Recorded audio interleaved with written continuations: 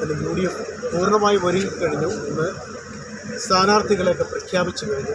MLA അദ്ദേഹത്തിൻ്റെ പ്രഭാഷണത്തിൽ പറഞ്ഞൊരു കാര്യമുണ്ട്, വിട്ടുവീഴ്ചയുടെ ഏറ്റവും ക്ഷമയുടെ നെല്ലിപ്പലക കണ്ട അത്രയും സ്ഥാനാർത്ഥികളാവാൻ ആഗ്രഹിച്ചവർ. അത് നേരത്തെ മറ്റുള്ള ആളുകളും പറഞ്ഞിരുന്നു, സ്ഥാനാർത്ഥിയാവാൻ ആഗ്രഹിച്ചവർക്ക് പിന്നെ കോൺഗ്രസിൽ തന്നെ സ്ഥാനാർത്ഥിയാവാൻ ആഗ്രഹിച്ച പല ആളുകളുടെയും അങ്ങനെ കുറേയേറെ പ്രശ്നങ്ങൾ. ഒരുപക്ഷെ പെരിന്തൽമണ്ണ നിയോജക മണ്ഡലത്തിൽ ഒരു തദ്ദേശ തെരഞ്ഞെടുപ്പിൽ ആദ്യമായിട്ടായിരിക്കും ഒരു MLAയുടെ രാത്രിയും പകലുമില്ലാത്ത ഓട്ടം കൊണ്ട് പ്രശ്നം പരിഹരിച്ചതെന്ന് ഞാൻ പറഞ്ഞാൽ അതാരും നിഷേധിക്കില്ല. കാര്യം ഞാൻ മനസ്സിലാക്കിയതാണ്. ഏതായാലും താഴേക്കോടത്തെ സ്ഥാനാർത്ഥി പ്രഖ്യാപനം കഴിഞ്ഞിരിക്കുന്നു. LDF പറയുന്നത് ഞങ്ങൾ ഇവിടെ തന്നെ തുടരും, UDF എങ്ങനെ നിന്നിട്ടും കാര്യമില്ല, ഞങ്ങൾ പിടിക്കുമെന്ന് പറയുന്നത് നേതാക്കളൊക്കെ പറഞ്ഞത്. നജീബ് കാന്തപുരം MLA ഈ താഴേക്കോട് UDFന് തിരിച്ചു പിടിക്കാൻ കഴിയുന്ന പൂർണ്ണ ആത്മവിശ്വാസം. സമ്പൂർണ്ണ ആത്മവിശ്വാസം മാത്രമല്ല, ഞങ്ങളുടെ സ്ഥാനാർത്ഥി പട്ടിക തയ്യാറായി പുറത്തു വന്നതോടുകൂടി ഞങ്ങളുടെ നേതാക്കന്മാർ മുഴുവനും ഫീൽഡിലിറങ്ങി ഞങ്ങളുടെ സ്ഥാനാർത്ഥികളുടെ വിജയത്തിന് വേണ്ടി സർവ്വസജ്ജരായിരിക്കുകയാണ്.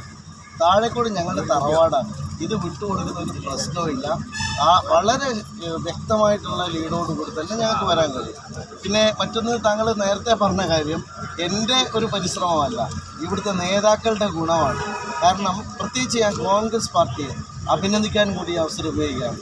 ഇത്രയേറെ ഈ ചർച്ചകളിൽ ഉടനീളം നിയോജകമണ്ഡലത്തിലെ എല്ലാ പ്രതിസന്ധികളുടെയും കെട്ടഴിക്കാൻ വേണ്ടി ഏറ്റവും പരിഹാര നിർദ്ദേശങ്ങൾക്ക് ഞങ്ങളുടെ ഒപ്പം നിന്ന് ഏറ്റവും ലളിതമായി പ്രശ്നം പരിഹരിക്കാൻ വേണ്ടി കോൺഗ്രസ് പാർട്ടി നടത്തിയിട്ടുള്ള വിട്ടുവീഴ്ചകളെ ഞാൻ ഏറെ ആദരവോടെ ബഹുമാനത്തോടെ കാണുക.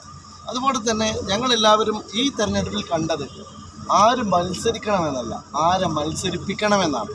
അതായിരുന്നു ഒരു നേതൃത്വത്തിൻ്റെ ഗുണമെന്ന് പറയുന്നത്. ഞങ്ങളുടെ ഇവിടെ നേതാക്കന്മാർ ഒരുപാട് പേരുണ്ട്. അവരൊക്കെ ഏറ്റവും വലിയ ക്വാളിറ്റി പ്രകടിപ്പിച്ചത് ഞങ്ങൾ മത്സരിക്കുന്നതിലല്ല, ഞങ്ങൾ ജയിക്കുന്നതിലാണ് പ്രധാനം എന്നുള്ളതാണ്. അങ്ങനെ ഒരു ടീം സെറ്റ് ചെയ്യാൻ സാധിച്ചു എന്നുള്ളതും ആ ടീമിൻ്റെ ഭാഗമായി പ്രവർത്തിക്കാൻ കഴിഞ്ഞു എന്നുള്ളതും എൻ്റെ അഭിമാനമായി ഞാൻ കാണുന്നു. ഇപ്പോൾ ഞങ്ങളുടെ എല്ലാ പഞ്ചായത്തുകളിലും ഇങ്ങനെയാണ്, മുനിസിപ്പാലിറ്റിയിലും ഇങ്ങനെയാണ്.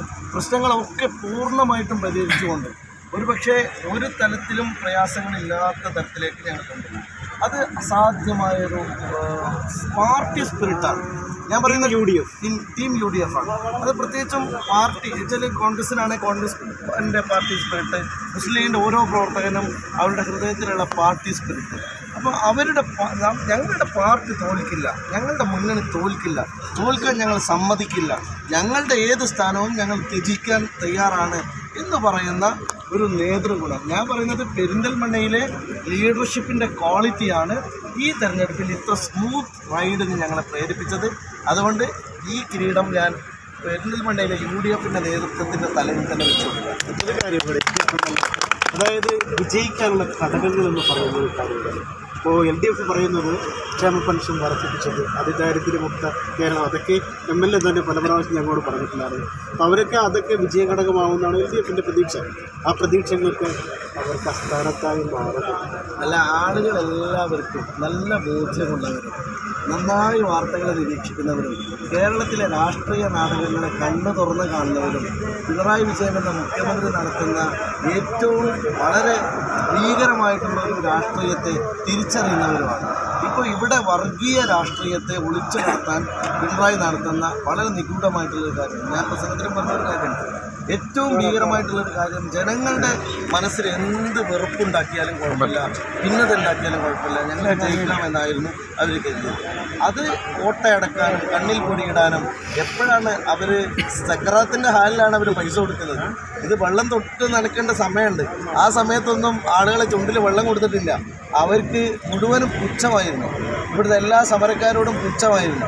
ഇപ്പം മരിക്കാൻ നേരത്ത് എല്ലാം കഴിഞ്ഞിട്ട് വെള്ളം കൊടുത്തിട്ട് വല്ല കാര്യമുണ്ടോ? ആ വെള്ളം ഇവിടെ ചിലവാകില്ല, അത് താഴെ ഇറക്കി വെച്ചാൽ മതി എന്നാണ് ഇടതുപക്ഷത്തിനോട് ഞങ്ങൾക്ക് പറയാനുള്ളത്. പ്രബുദ്ധരായ ജനങ്ങൾ, പ്രത്യേകിച്ച് താഴേക്കോട്, ഞാൻ പറഞ്ഞല്ലോ, ഇത് ഞങ്ങളുടെ ഏറ്റവും പ്രിയപ്പെട്ട സ്ഥലമാണ്, ഇത് ഞങ്ങളുടേത് തന്നെയാണ്. ഇത്തവണ മികച്ച വിജയം താഴേക്കോട് പഞ്ചായത്തിലുണ്ടാവും.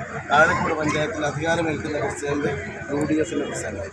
അതായത് ഈ വിട്ടുവീഴ്ച, ഇപ്പോൾ റഷീദ് മാസ്റ്റർ ഉൾപ്പെടെ ഒരുപാട് പേര് വിട്ടുവീഴ്ചയിൽ മത്സരിക്കാതെ മത്സരിപ്പിക്കാൻ ഇറങ്ങി എന്ന് പറയുന്നത് താഴേക്കോട്ട് UDFിൻ്റെ കൂട്ടായ്മയുടെ ഐക്യവും കെട്ടുറപ്പുമാണ്. ആ കെട്ടുറപ്പോടെ 100% വിജയിച്ച് അധികാരത്തിലെത്താവുന്ന പൂർണ്ണ പ്രതീക്ഷ ഒരിക്കൽ കൂടി എല്ലാവർക്കും വേണ്ടി പങ്കുവയ്ക്കും. തീർച്ചയായിട്ടും ഞാൻ പറഞ്ഞല്ലോ, ഇപ്പം ഞങ്ങളെ നേതാക്കന്മാർ തീരുമാനിച്ചത്, നമ്മളെപ്പോഴും പറയും കിങ്ങിനേക്കാളും വലുത് കിങ് മേക്കറാണല്ലോ. ഞങ്ങൾ കിങ് മേക്കേഴ്സാണ് എൻ്റെ ചുറ്റുമുള്ളത്. ഞാൻ ശക്തമായിട്ട് മുന്നോട്ട് പോകാൻ എനിക്ക് കഴിയുമെന്ന പ്രതീക്ഷയുണ്ട്. മാത്രമല്ല ഇതിലെല്ലാം ഞാനൊരു സാധാരണ പ്രവർത്തകനായിട്ട് വളർന്നു വന്ന ആളാണ്. ഞാൻ MSFൻ്റെ പോസ്റ്റർ ഒട്ടിച്ച് വളർന്നു വന്ന ഒരു MLA ആണ്. അതുകൊണ്ട് ഈ പണിയൊക്കെ എനിക്കറിയാം. അപ്പോൾ താഴെ വാർഡ് മുതലുള്ള പണിയിൽ ഏകോപനവും നേതൃത്വവും സാധാരണ ഒരു പ്രവർത്തകൻ്റെ വീട് കയറാനും ഞാനുണ്ടാകും. ഏതായാലും MLA പറഞ്ഞു വെച്ചത് വളരെ സുവ്യക്തമാണ്. താഴേക്കോട് UDFിന് വൻ ഭൂരിപക്ഷത്തോടെ അധികാരത്തിലെത്താൻ സാധിക്കും. അതിൻ്റെ വസ്തുതകളെല്ലാം അദ്ദേഹം വിശദീകരിച്ചിട്ടുണ്ട്. വിട്ടുവീഴ്ചകൾ ചെയ്തു, പലരും മത്സരിക്കാതെ മാറി നിന്നു. ഋഷിവാസിനെ പോലുള്ള പഴക്കം ചെന്ന ആളുകളൊക്കെ മത്സരിപ്പിക്കാൻ വേണ്ടി മത്സര രംഗത്തു നിന്ന് മാറി നിന്നു. അപ്പോൾ MLAയുടെ മാത്രമല്ല ടീം UDF, എല്ലാ കോൺഗ്രസ് നേതാക്കൾ അതുപോലെ മുസ്ലിം ലീഗ് നേതാക്കളെല്ലാം ഒത്തൊരുമയോടുകൂടി ടീം UDF ആയി മാറി ഈ താഴേക്കോട് മത്സര രംഗത്തേക്ക് ഇറങ്ങുകയാണ്. പോരാട്ടം കടുക്കും. LDF നിലനിർത്താനാണ്, UDF പിടിച്ചെടുക്കാനാണ്. ആര് വിജയിക്കും, ആര് വേണമെന്ന് തീരുമാനിക്കുന്നത് ജനങ്ങളാണ്. വോട്ടവകാശമുള്ള ജനങ്ങളാണ് തീരുമാനിക്കേണ്ടത്. ആര് വേണം, ആര് ഭരിക്കണമെന്ന് ജനം തീരുമാനിക്കട്ടെ. ക്യാമറാമാൻ ഷാഹിദ് കപ്പത്തിനൊപ്പം ജബാർ വേണാട്, ചാനൽ 10 പെരിന്തൽമണ്ണ.